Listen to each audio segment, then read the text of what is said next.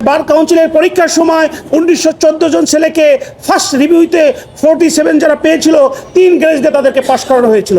পরবর্তীতে দেখা গেল যে সেই সব ছেলেকে সে আবার সেকেন্ড রিভিউ করে সেখানে মাত্র 600 কয়েকজনকে পাশ করানো হলো, 1300 জনকে পাশ করা হলো, এখান থেকে তাদেরকে বাতিল করা হলো।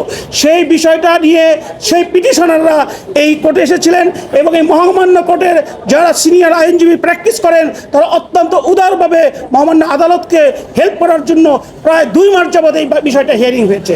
বিষয়টার মধ্যে যে বিষয়টা তুলে এসেছে, যে বিষয়টা স্পষ্টকরণ হয়েছে যে একবার যদি কাউকে রিভিউ দেওয়া হয়, দ্বিতীয়বার যদি সেই রিভিউ বাতিল করা হয়, এটা একটা ইলিগাল, একটা অন্যায়। দ্বিতীয়ত হচ্ছে বার কাউন্সিলের ক্ষমতা আছে, ইতিপূর্বে তারা করেছেন হাইকোর্ট এনরোলমেন্টের ক্ষেত্রে, কেন এদের ক্ষেত্রে করা হবে না?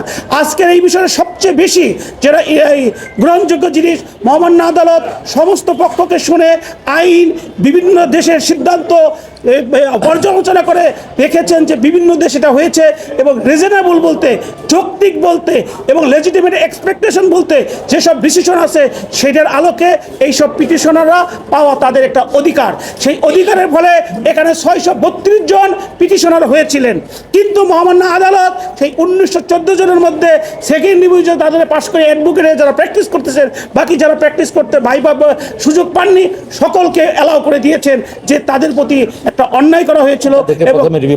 প্রথমে রিভিউ পাস করা হয়েছে এবং তারা মাল্টিপল চয়েসে পাস করেছে, তারা এলএলবি পাস করেছে, তারা রিটেন পরীক্ষায় পাস করেছে এবং 47-এ পাস করেছে এবং অনেক ক্ষেত্রে দেখা গেছে যে থার্ড এক্সামিনারেও তারা পাস করেছে। কেন? এই যে আরবিট্রারি ডিসিশন নেওয়া হয়েছে, সেই কারণে মহামান্য আদালত যারা 1914 জন পাস করেছিলেন সকলকে অ্যালাউ করে দিয়েছেন। আইনজীবী মানে অ্যাডভোকেট হওয়াটা এবং প্র্যাকটিস করাটা এটা কিন্তু কোনো জব না, আমরা কোনো স্যালারি পাই না। আমরা এলএলবি পাস, আমরা মাল্টিপল চয়েস, আমরা রিটেন, আমরা ভাইবা পাওয়ার পরে এটা অন্য কোনো জব না, বিসিএসও না। আমাদেরকে ছেড়ে দেওয়া হয় আমাদের মেধা, আমাদের শ্রম, আমাদের আইনের প্রতি দৃঢ়তার উপর আমরা বেঁচে থাকবো এবং টিকে থাকবো। সেখানে বার কাউন্সিল যে সিদ্ধান্তটা একবার নিয়ে বাতিল করেছে সেটা দুঃখজনক এবং সবচেয়ে বড় কথা এখন মাননীয় আদালত যেটা দিয়েছে এইটা মাইল ফলক হোক, কারণ যারা এই প্র্যাকটিস আসতে চায় তাদেরকে উৎসাহিত করতে হবে। তারা অনেকগুলো বাধা অতিক্রম করে ভাই আসে, সেইখানে যদি তাদেরকে প্রতিবন্ধকতা সৃষ্টি করা হয় সেটা একটা দুঃখজনক।